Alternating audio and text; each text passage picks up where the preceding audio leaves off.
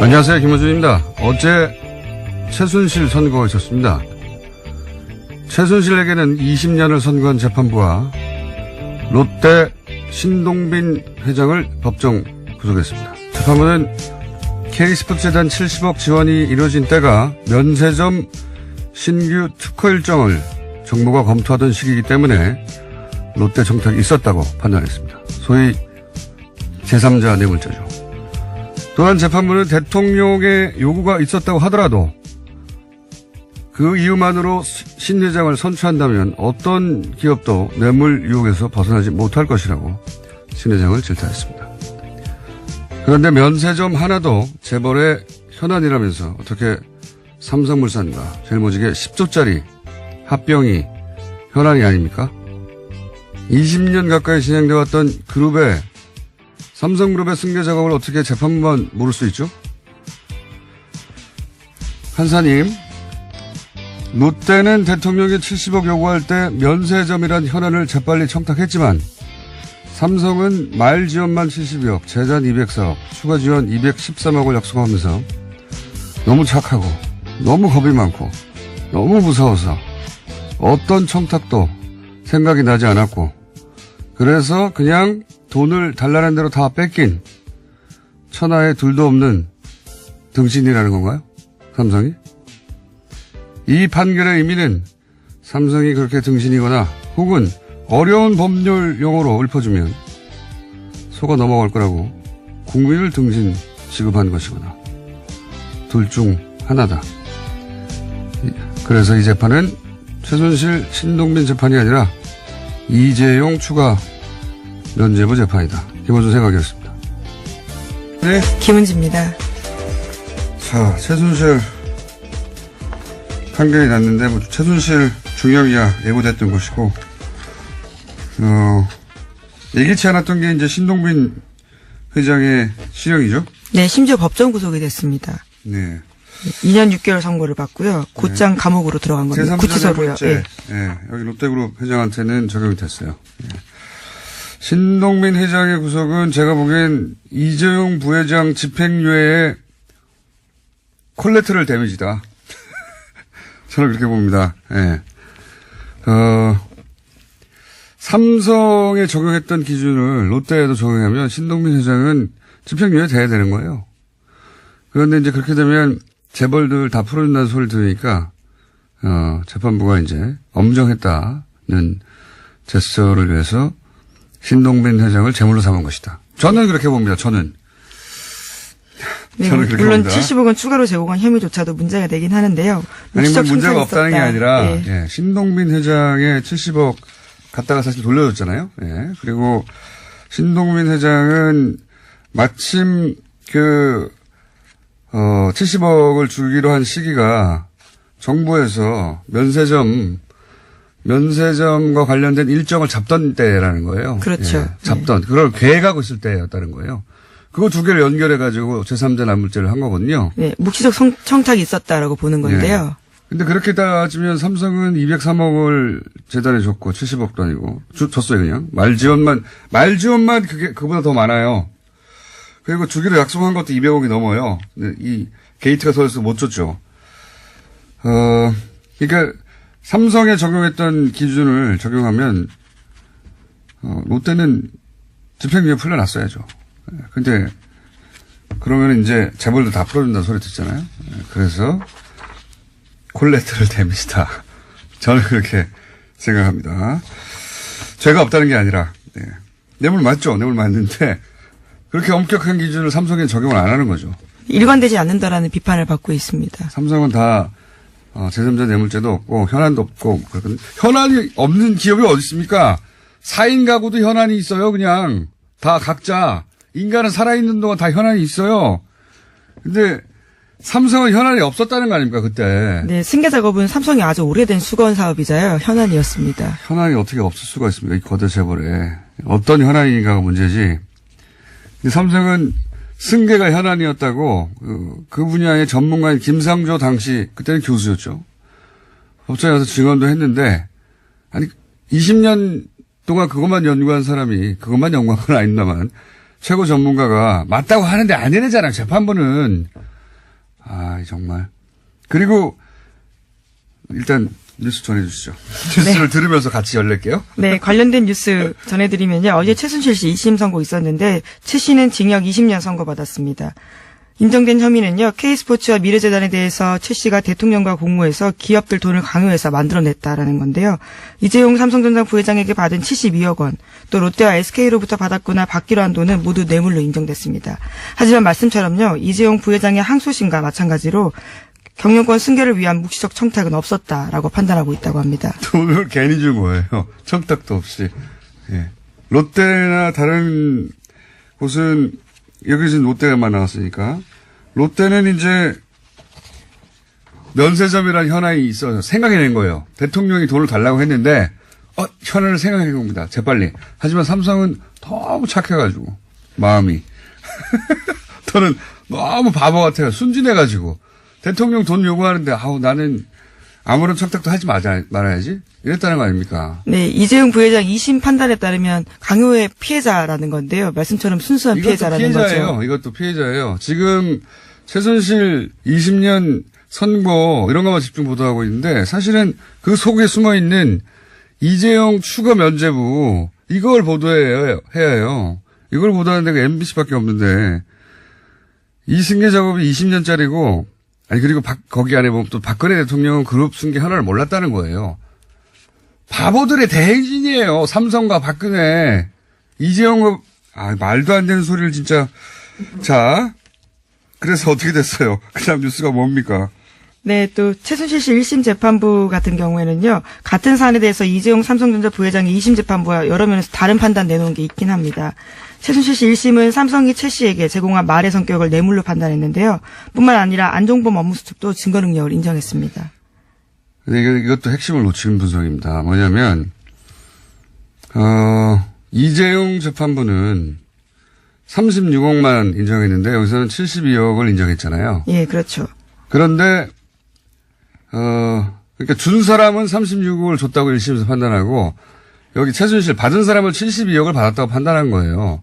앞뒤가 안 맞는 거죠. 네, 그렇죠. 그래서 1심한테 뭐라고 할 수 있느냐 있긴 있는데 핵심 이 둘 다 이재용 부회장이 청탁한 건 아니라는 겁니다. 핵심은 돈의 액수가 왔다 갔다 한 거 가지고 이제 이게 틀리지 않느냐 1심 재판부에 대해서 문제 제기하는 건데 핵심은 그게 아니에요. 액수가 좀 늘어나고 줄어들 수도 있는데 핵심은 둘 다 36억이든 72억이든 이재용 부회장이 청탁해서 준 돈은 아니다. 이재용은 제3자 뇌물 무죄 똑같아요. 액수가 좀 바뀐 거지. 그리고 이제 말도 뇌물로 인정했다. 막 이런 얘기 하는데 이게 핵심을 놓친 거라는 겁니다. 청탁을 둘 다 안 했다고 판단하는 게 핵심이에요. 예. 그리고 이제 안종범 수첩 증거 능력 인정. 이것도 차이가 있다고 이제 분석을 했던데, 이것도 핵심이 아니에요. 전부 인정된 게 아닙니다. 이재용 부분, 청탁 부분 여기서 최순실 재판에서 인정 안 해요. 이재용 부분 다 뺐어요, 다. 모조리. 이재용 무죄! 이겁니다. 이재용 피해자! 바보! 이거예요. 당했어! 최순실 재판이나 이재용 재판이나 둘 다 똑같이 이재용은 다 빼준 거예요. 그게 이 재판의 핵심이에요. 이재용 면죄부. 다시 한 번. 최순실 20년이든 21년이든 19년이든 별로 중요하지 않습니다. 예. 그리고 신동빈은 콜레트럴 데미지. 빠져나간 건 오로지 이재용 이겁니다. 원래 최순실 1심 재판이 지난달 26일이에요. 예, 미뤄졌습니다. 갑자기 미뤄졌거든요. 갑자기. 예. 이재용 재판을 먼저 했어요. 순서가 뒤집혀졌거든요.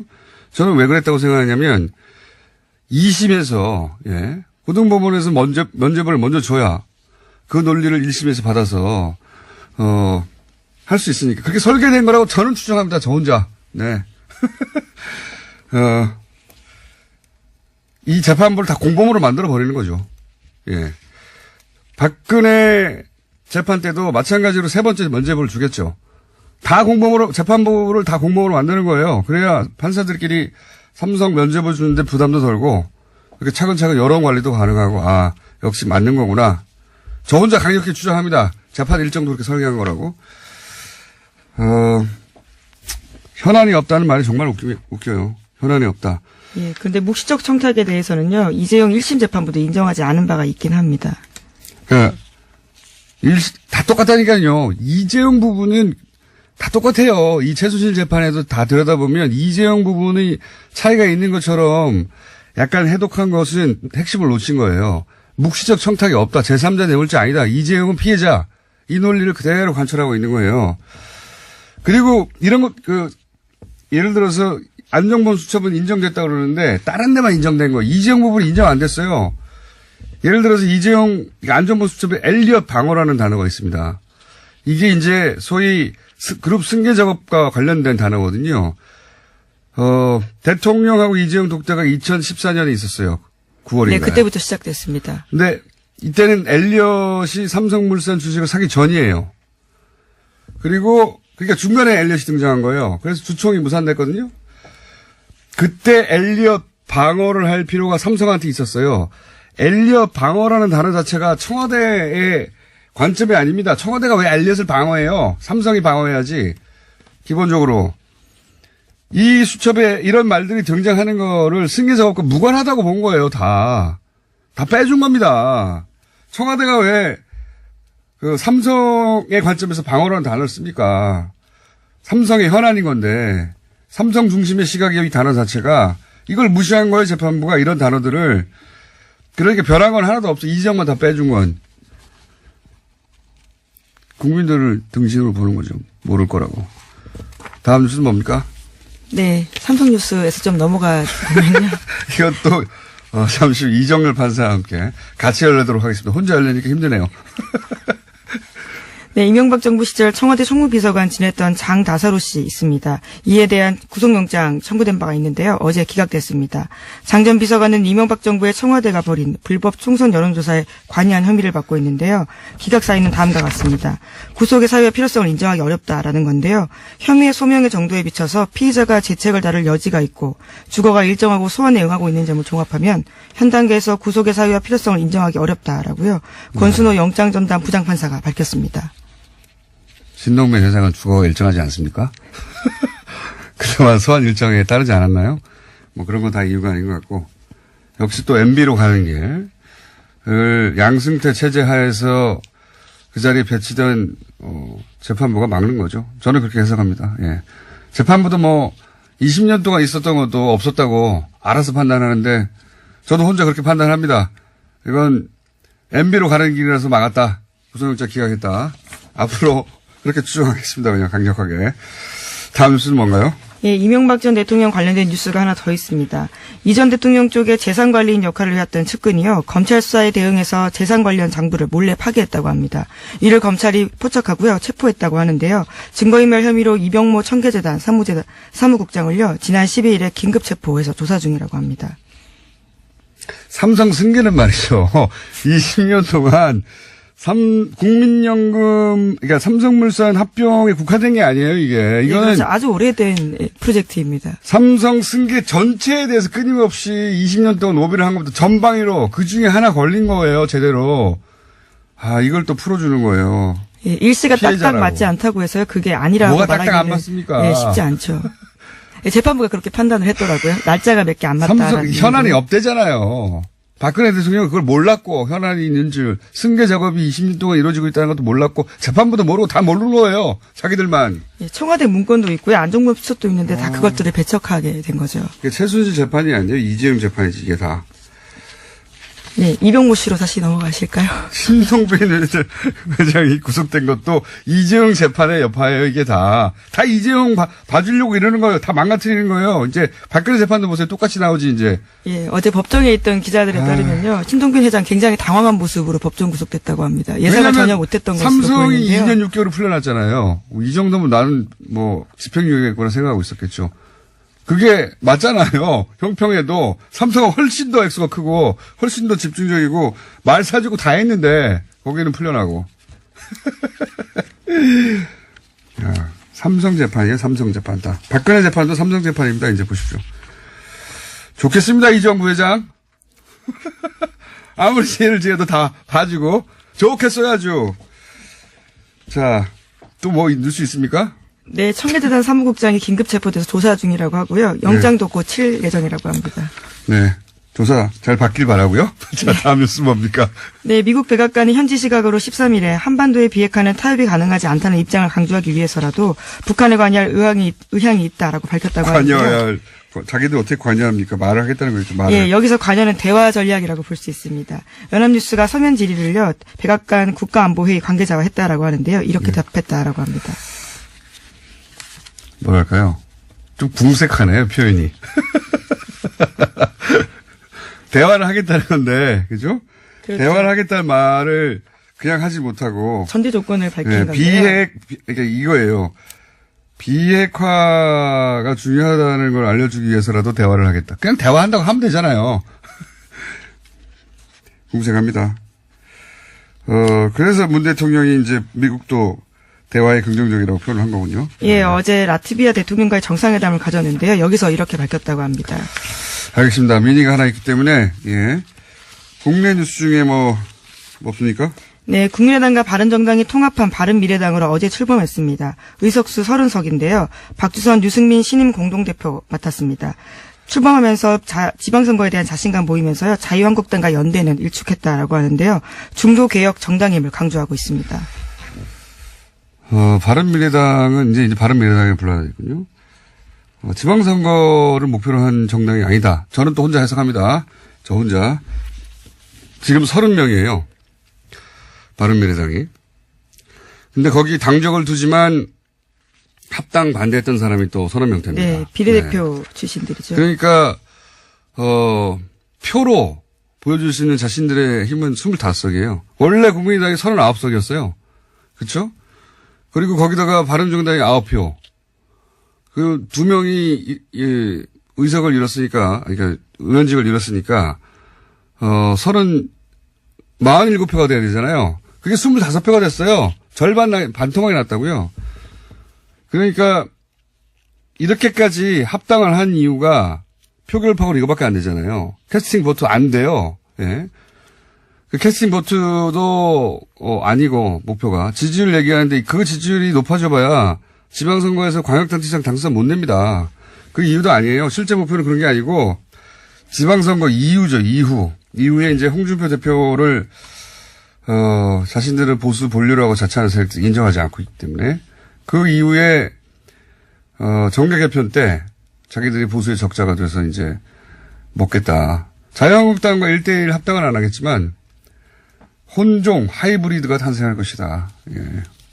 그때 그 자리를 안철수 대표가 바라는 거죠. 자기가 적자가 되는. 그런 겁니다. 지방선거가 목표가 아니라 지방선거 이후에 보수 정계 개편. 그러니까 혼합을 벌이는 거죠. 여기까지 하겠습니다. 시사인의 김은지였습니다. 감사합니다. 자, 미니가 하나 있습니다. 신동빈 롯데그룹 회장 법정 구속이 과연 어떤 의미가 있는 것이냐. 더불어민주당 박범계 의원 연결하고 있습니다. 안녕하십니까, 의원님? 네, 반갑습니다. 네. 롯데그룹에 대해서는 제대로 된 판결이다. 이렇게 봐야 되겠죠? 네, 물론입니다. 예. 롯데그룹에 대해서 국회에서 얘기를 한번 해보죠. 예. 네. 롯데그룹 신동빈 회장이 법정 구속된 이유는 판사 출신으로서 어떻게 판단하십니까? 롯데그룹에게는 이제 면세점 특허 연장이라는 예. 아주 구체적이고도 분명한 현안이 있었고, 안종범 수석의 구체적인 진술이 있었습니다. 네. 그래서 박근혜 전 대통령과 신동빈 회장 사이에 독대에서 이 내용이 다뤄졌다라는 것이 재판부의 판단이고요. 네. 그래서 그것이 부정한 청탁이 있다. 그 제3자 뇌물수수가 성립이 된다. 이런 얘기입니다. 거기까지는 알겠는데 제가 또 궁금한 게 이런 게 있습니다. 네. 이렇게 되면 롯데 타워 있지 않습니까? 예. 제1롯데월드. 네, 제2롯데월드. 이번에 감사원이 감사 개시 결정을 했죠. 네. 그 수사도 힘을 좀 받게 되지 않을까요? 현재는 이제 감사원의 감사 단계니까 예. 아마 어떤 형태로든 간에 성과를 낼 것이고 그에 따른 무슨 수사 의뢰나 고발이 있을 가능성이 있다고 봐야 되겠죠. 의원님이 굉장히 관심을 많이 가지고 있는 여기는 의혹이 많다라고 계속 말씀해 오셨던 사안 아닙니까? 제1롯데월드는 최고입니다. 그게 최고입니까? 제대로 밝혀져야 됩니다. 예. 예. 제가 다스에 관심이 있는 것처럼 의원님이 제1롯데월드에 오랫동안 관심이 있으셨던데. MB 시절에, 예. 동안 가는 거, 예. 말씀하십시오. 자료를 많이 들어보셨고, 의혹이 많지 않습니까? 이 사안은, 그죠? 네네네. 그러니까 이 구속이 그 수사에도 힘을 받을 것이다라는 게 저의, 기대 전망인데 그럴까? 이렇게 여쭤보는 겁니다. 네, 롯데 측에서는 해명해야 될 내용들이 많죠. 악재는 연속적으로 발생하는 거니까요. 네. 그런데 이제 신동빈 롯데그룹 회장은 매우 엄격한 법 적용을 네네. 통해서 제3자 뇌물죄가 인정되고 법정 구속도 다 됐는데 반면에 삼성 이재용 부회장은 제3자 뇌물죄 이 재판에서도 인정이 안 됐고, 그죠? 예. 사실상 빠져나갔지 않습니까? 예, 그렇습니다. 예, 장시호 영재 스포츠 부분도 다 무죄로 해주고. 예, 그렇습니다. 그러니까, 예. 이제, 최순실이라는 개인에게 돈을 준 것은, 부정한 청탁이라는 요건이 필요 없는 단순 뇌물 수수의 그렇죠. 박근혜 최순실 공모 공동정범이다. 이렇게 인정이 된 거고요. 미르재단이나 K스포츠재단, 영재스포츠 센터와 같은 단체에 돈이 들어간 것은 제3자 뇌물 수수라고 봐서 그것은 부정한 청탁이 있어야 된다. 그렇지만 삼성에게는 경영권 승계라는 포괄적 현안 그리고 구체적인 현안으로서 이제 삼성물산하고 제일모직이 합병되면 순환출자를 해소해야 됩니다. 그것을 완화시켜주는 문제 그리고 삼성생명의 금융지주회사 설립의 문제 이런 구체적 현안을 인정할 수가 없다. 따라서 부정한 청탁도 인정하기 어렵다. 이런 논리로 사실상 면죄부를 줬습니다. 그러니까요. 그러니까 이재용 2심이나 이거 최순실 1심이나 이재용 부회장이 다 제3자 뇌물죄가 빠져나가는 건 동일한 거 아니겠습니까? 그죠? 예, 그렇습니다. 예. 이거 어떻게 보십니까? 그래서 아마도 예. 안종범 수석의 진술에 달려 있는 건데요. 예. 이번 재판부는 일주일 만에 지난 정영식 서울고등재판부를 이제 세상에 우습게 만들어 버렸죠. 액수는 늘렸어요. 예. 예, 그렇습니다. 안종범 수첩의 증거 능력을 인정하느냐 마냐의 차이였는데 지난번 서울고등의 정영식 재판부는 증거 능력을 부정했죠. 이번 재판부는 증거 능력을 인정을 했습니다만은 그래가지고 72억은 단순 뇌물 수수를 인정을 했어요. 그런 의미 있다고 봅니다. 그러나 이 안종범 수첩에 뻔히 적혀 있는 삼성대 엘리엇의 문제, 또 순환출자 해소, 또 은산분리, 이 은산분리라는 것이 금융지주회사 그렇죠. 설립이라는 의미거든요. 이것이 명백히 이 업무 수첩에 기재가 되어 있었습니다. 근데 이것은 눈을 감았다라는 비판은 면할 수는 없겠습니다. 이게 소위 이제 삼성이 오랫동안 원해왔던 그 승계작과 다 연결된 단어들이지 않습니까? 그렇습니다. 예, 결정적 단어들인데, 그러니까 지금 안종범 수첩도 최순실 관련된 것들은 인정이 됐지만, 그리고 단순 뇌물이 인정이 됐지만, 아주 핵심적인 이재용의 3조 뇌물죄에 대한 부분은 인정 안 해준 거 아닙니까? 그죠? 예, 그렇습니다. 물론 1심에서는 안종범 수첩 전체를 다 인정 안 해줬지만, 이재용 2심에서는. 이재용 2심에서요? 예, 이번에는 일부 인정하였으나 결정적 부분은 또 인정을 안 해줬다. 그래서 어쨌든 이재용 부회장은 이 최순실 1심을 통해서도 1심과 마찬가지로 면죄부 받을 부분은 다 면죄부를 받았다. 이렇게 봐야 되겠죠? 그렇습니다. 안종범 수첩에 있는 몇 가지의 키워드들에 대한 안종범 수석의 진술. 이 부분은 아까 롯데 같은 경우는 아주 명확하게 안종범 수석이 진술을 했는데요. 이 삼성 관련해서는 안종범 수석이 명확한 진술을 하지 않은 한계가 있긴 있습니다. 그러니까 재판부에 인정하지 않은 부분은 이 일면에서는 이해가 됩니다만 그럼에도 불구하고 저쪽에 문영표 전 보건복지부 장관 재판에서는 1심, 2심 모두 다 이 승계 작업 그리고 구체적 현안들을 다 인정을 했기 때문에 결국은 우리나라 법원이 보기 나름이다. 코에 가면 코걸이, 귀에 가면 귀걸이다. 그 비난은 그러니까 이게 참 되죠. 이재용 봐주기고 이런 추세라면 박근혜 전 대통령 1심도 역시 이재용 부분은 다 삼자뇌물죄 다 털어주지 않겠는가, 그죠? 이 재판부입니다. 예. 이 김세현 재판부가 이제 박근혜 대통령, 그러니까요. 대통령 선거할 똑같은 논리로 다 풀어주지 않겠나. 결론은 이미 나와 있는 겁니다. 그러니까요. 이재용 부회장은 그럼에도 이제 불구하고 예. 이재용 부회장은 그럼 어떻게 해야 됩니까? 대법원에 가서 해결해야 됩니까? 어떻게 되나요, 이거? 이게 그럼에도 불구하고 이 김세현 재판부의 판결은 의미가 있습니다. 72억을 내 단순 뇌물수수 인정을 했죠. 네. 그 얘기는 거꾸로 정영식 재판부는 36억의 코어 스포츠에 들어간 그 용역 대금만 인정을 했고 네. 대상 국외 도피를 부정했는데 72억을 이 재판부가 인정했기 때문에 제가 보기에는 정영식 재판부의 판결을 이 재판부가 김세현 재판부가 이제 일주일 만에 구체적인 그러니까 말의 소유권과 관련해서 명의가 누구로 되어 있느냐는 중요하지 않다. 그렇죠. 말 소유권 하나 인정해 준 거예요, 지금 추가로. 예, 실질적인 사용권과 처분권이 있으면 된다라는 판례를 이 김세현 재판부에서 지적을 했습니다. 네. 이 얘기는 무슨 얘기냐면 정영식 재판부는 그 판례가 있음에도 불구하고 그에 아예 눈을 감아버렸다는 얘기죠. 그렇기 때문에 대법원에서는 제가 보기에는 이 부분은 분명히 파기될 가능성이 매우 높다. 그러면 재판부 72억 뇌물로 다시 법정 구속될까요? 제가 보기에는 또 양형에 관해서도 중요한 얘기를 했습니다. 네. 김세윤 이번 재판부는 2번씩이나 판결문에 양형 이유에 대해서 설명을 했습니다. 그리고 법원이 인정하고 있는 양형 기준을 국민들께 설명을 드렸는데요. 이 얘기는 무슨 얘기냐면 나는 국민들에게 설득이 있는 판결을 한 겁니다라는 일종의 제스처거든요. 그렇기 때문에 대법원에서는 판기가 되고 그러면 다시 하급심으로 내려오는데 제가 보기에는 이재용 부회장이 신경도 다시 고려될 가능성이 매우 높다 이렇게 매우 높다. 보여집니다. 그러면 그렇게 안 되면 어떻게 책임지실 겁니까? 제가 책임질 문제는 아니지만 아니 여당의 적폐청산위원장으로서 어떻게 책임지셔야죠. 그렇게 되면 사업부 독립 침해나가 또 내일이 아니겠네요. 조선일보에 또 대문자 많이 나옵니다.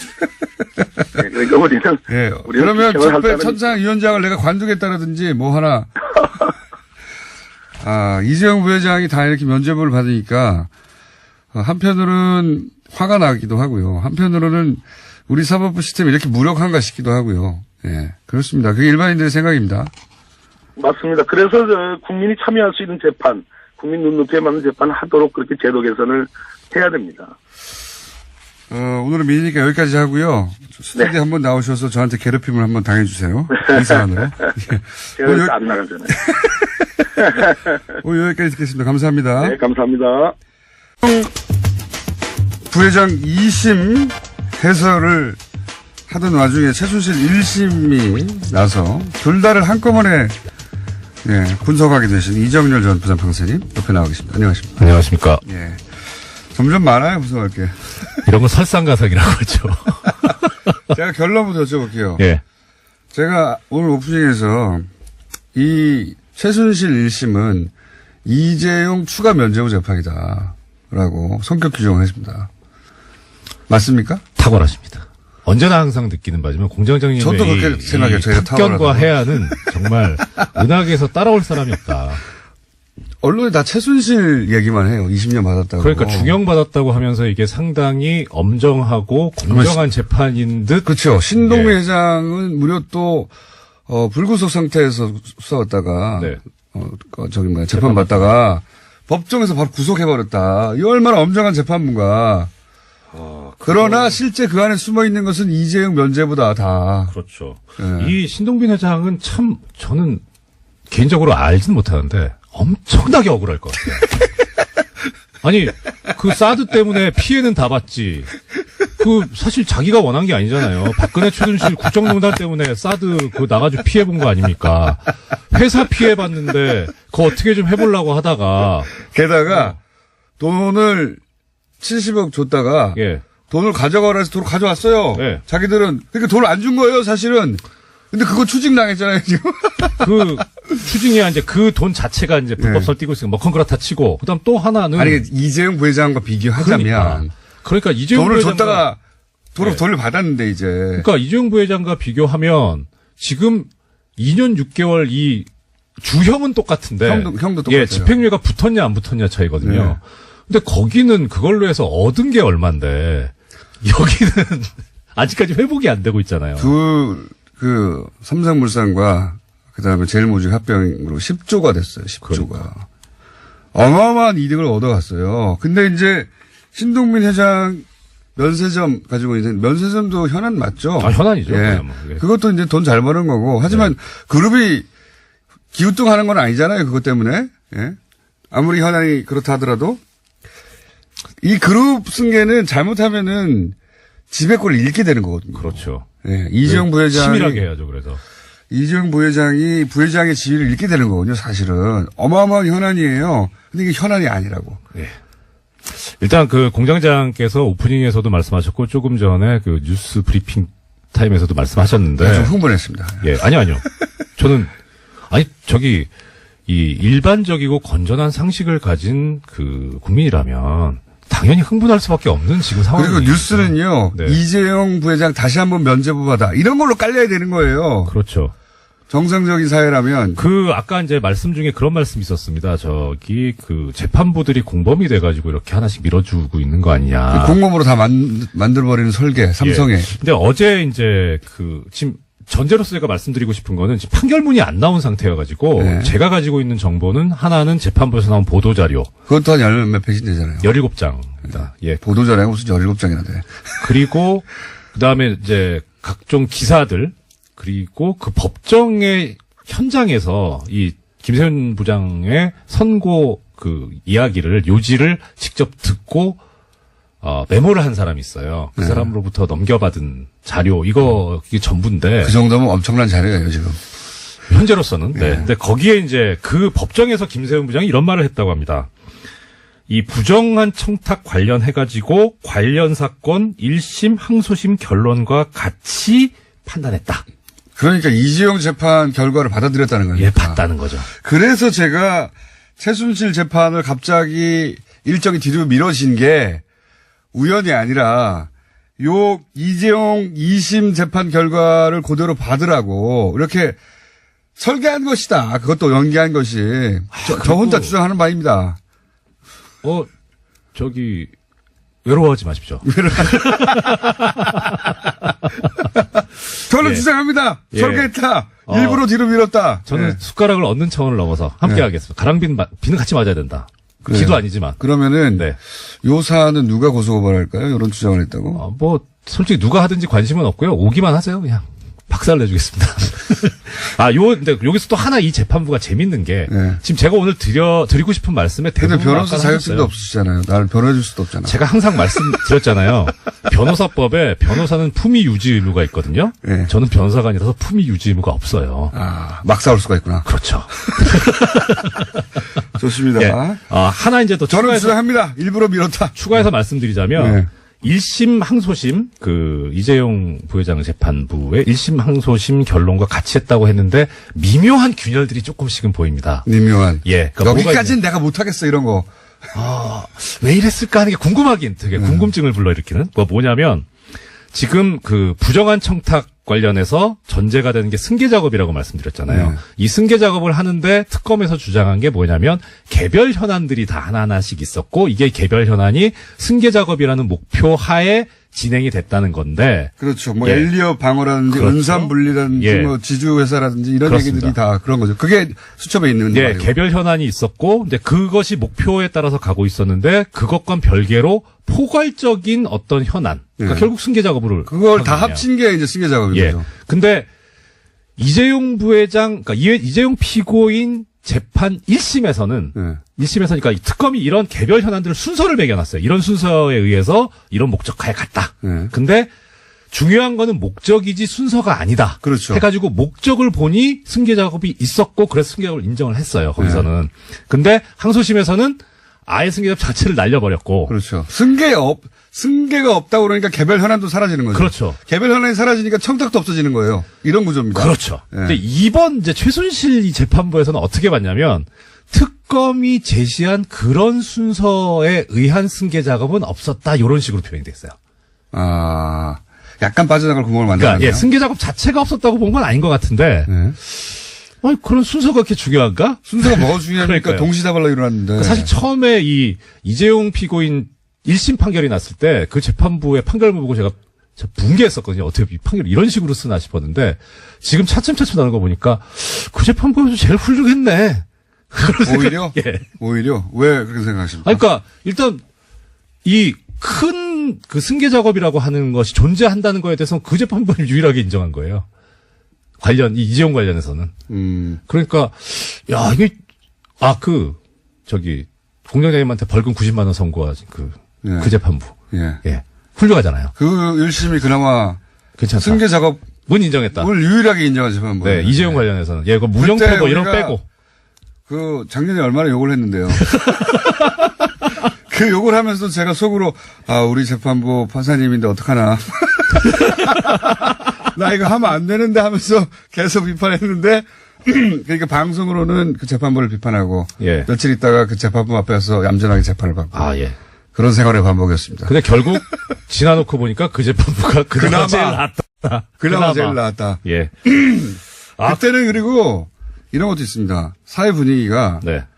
그런 걸 용납하지 않았거든요. 그런 판결이 나왔으면 난리 났을 거예요. 모두가 청탁도 없었고 다 없었다고 했으면 난리 났겠죠. 난리 났죠. 예. 지금도 이런데. 지금은 근데 이제 최근에 이제 댓글 작업도 많이 있고 그러니까 분위기가 좀 바뀌었다 싶었는지 과감하게 날려버렸습니다. 그러니까 이재용 재판부 2심이 했던 작업은 간단해요. 무죄로 만들어주려고 그렇죠. 하니까. 예. 무죄로 만들어주려고 하니까 청탁이 없었다고 해야 되고 청탁이 네. 없었다고 하려고 하니까 애초에 현함이 없었다고 말해. 그렇죠. 괜히 현함도 다 없애버린. 예. 모든 걸 다 없애버린. 목적도 예. 없고. 돈을 준 목적이 사라졌어요. 예. 그냥 뺏겼다. 이것만 남는 거죠. 네. 이재용 2심 재판부는 정말 대범합니다. 호연직이라고 봐요, 저는. 팍팍팍 없애버려, 다. 그럼 어떻게 보면은 조선일보의 논평이 맞는 것 같아요. 정말 소신 있다. 20년 동안 있었어. 나 몰라. 팍팍. 다 없애버려. 예.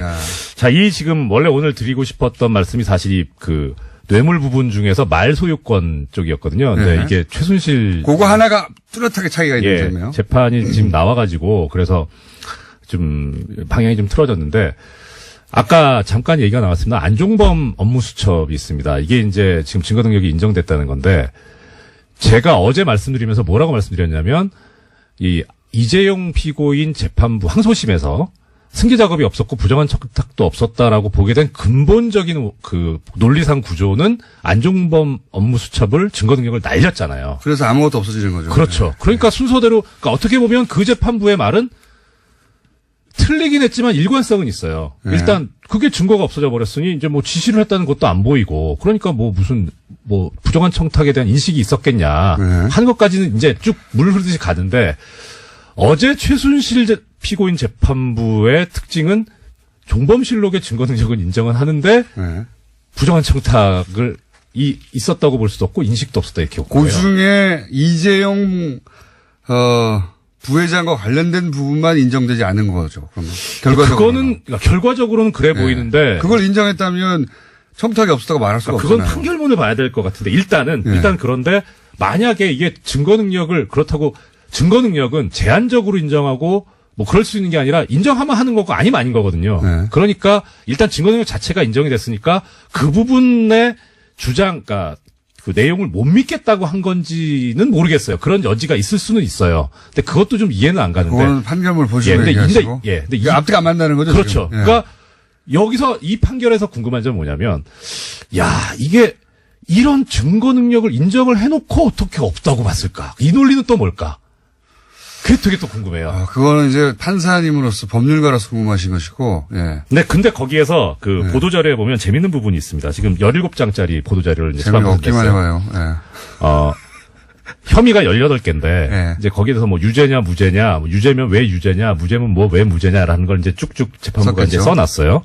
보면, 하나하나가 다만 3줄, 예. 4줄. 이재용 관련해서는 한 장 반을 썼어요. 찔린 거죠, 자신도. 이렇게, 원래 말 많으면 빨갱이 공산당이잖아요. 아니, 그러니까, 다른 거는,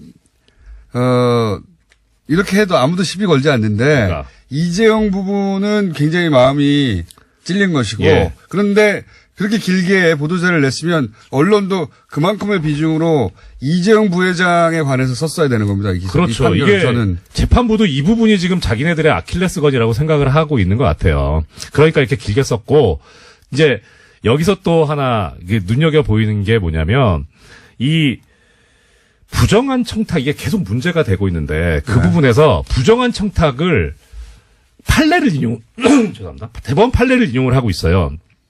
그 이재용 피고인 재판부 1심도 그렇고 항소심도 그렇고 그러면서 그 판례를 인용하면서 이 법리에 근거하면 부정한 청탁에 대한 인식이 있었다고 보기 어렵다 이렇게 갔어요. 항소심은. 그래서 제가 그 대법원 판결을 찾아봤어요. 네.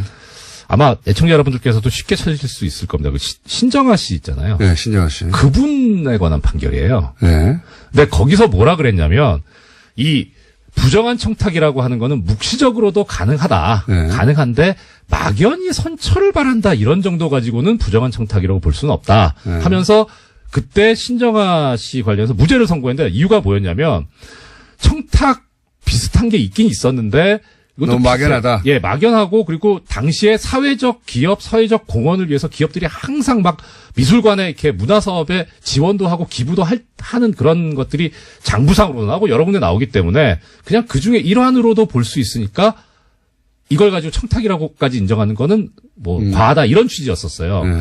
적어도 그런 정도 사정이 있어야 된다는 거죠. 근데 그런 사정도 없을 뿐만 아니라 더 나가서 이재용 피고인 항소심 재판부가 뭐라 그랬냐면 뚜렷하고 명확한 인식이 있어야 된다 그랬어요. 네. 우리가 애청자 여러분 많이 들어보셨겠죠. 미필적 고의라는 얘기를 합니다. 네. 그랬을 수도 있겠군. 하면 이제 이게 고의범이 되는 거예요. 근데 이상하게 부정한 청탁은 명확해야 된다는 거죠. 그러니까 판결을 만들어버린 거예요. 그거를 근데 최순실 피고인 재판부에서 그대로 따다 쓴 겁니다. 이재용한테만. 그러니까. 기가 막힌 거죠. 저는 그냥 상식적으로 봐서 이런 게 이해가 안 갑니다. 법리를 떠나서 이제 롯데는 네. 돈을 대통령이 달라고 이게 재판부의 논리에 따르면 돈을 달라고 했어요. 네. 그래서 대통령이 워낙 힘이 강하니까 돈을 줬겠거니. 하지만 그렇다고 하더라도 그때마다 돈을 다 주면 어떻게 뇌물을 벌어겠냐 하고 신동민 회장은 구속됐잖아요. 그럼 똑같은 논리로 삼성도 구속시킬 수 있는 거 아닙니까? 이재용 부회장도 똑같은 논리로. 그렇죠. 당했다 하더라도 그때마다 돈을 다 주면 어떻게 앞으로 뇌물죄를 벌을 수 있겠냐. 할 수 있어야 되는 거 아닙니까? 그렇죠. 상식적으로. 근데 이재용은 그게 예외예요. 또. 예외예요. 예. 예. 또 하나는 상식적으로 롯데는 돈을 달라고 했을 때 막 현안을 생각해냈어요. 그럼 우린 이거 해달라고 그래야지. 근데 삼성은 훨씬 더 많은 돈을 바쳤는데 뜯겼는데. 근데 롯데는 삼성은 아무런 왜 현안도 면죄부를 줬어요? 뜯긴 거 아니고 그냥 준 거예요. 이게 제 말은 네. 그 재판부의 논리에 따르면 재판부 논리대로. 삼성은 아무런 현안도 생각해내지 않은 겁니다.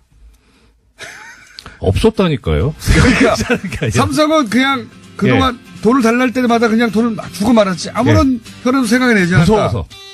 너무 착했어. 삼성은 순진해가지고 이게 말이 되냐.